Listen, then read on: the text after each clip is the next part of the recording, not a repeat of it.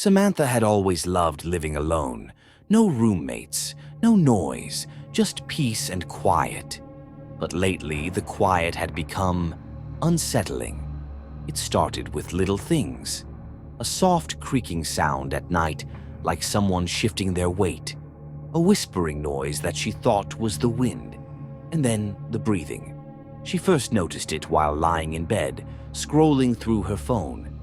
A slow, rhythmic inhale, exhale, coming from the vent near the ceiling. She muted her phone. The sound continued.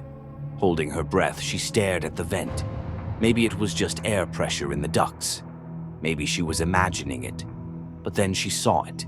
Something moved behind the metal slats. She sat up so fast that her heart slammed against her ribs. But as soon as she turned on the light, the noise stopped. The next morning, she laughed it off. It had to be in her head.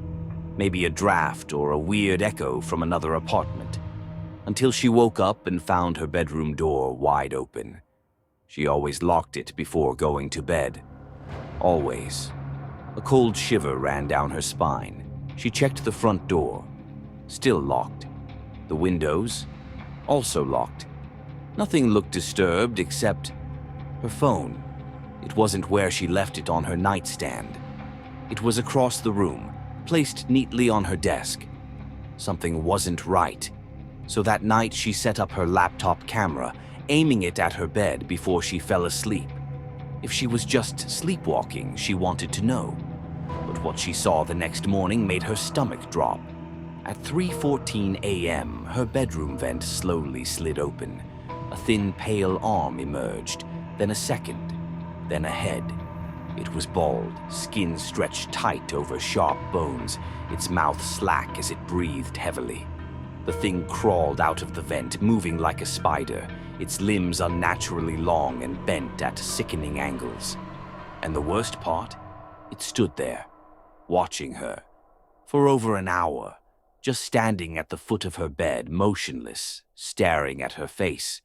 Then, just before dawn, it leaned down inches from her sleeping face and reached for her phone. The last thing the video captured was the creature disappearing back into the vent, pulling the cover shut behind it. Samantha didn't scream. She didn't cry. She just packed a bag and never went back. Later, the landlord told her something chilling. The previous tenant. She had also left suddenly. No explanation, just moved out overnight. And the tenant before her went missing. The vents? They led nowhere.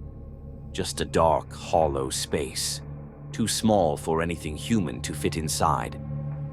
If this story gave you chills, imagine what's coming next.